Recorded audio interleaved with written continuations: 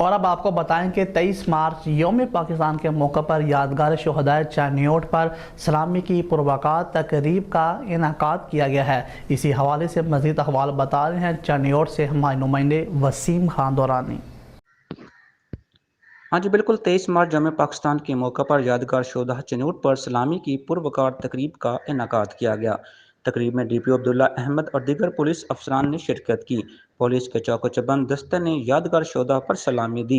D P او عبداللہ احمد نے یادگار شہداء پر پھولوں کی چادر چڑھائی۔ شہداء پاکستان کے درجات کی بلندی کے لیے ملک پاکستان کے استحکام کے لیے دعا بھی کروائی گئی۔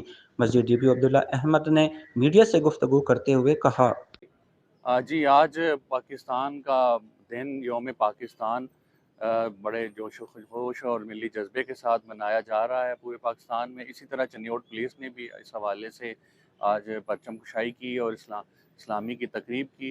اس کے ساتھ ساتھ ہم پاکستان کے لیے دعا کریں گے اور قرآن خوانی کا مسجد میں انتظام بھی ہوگا۔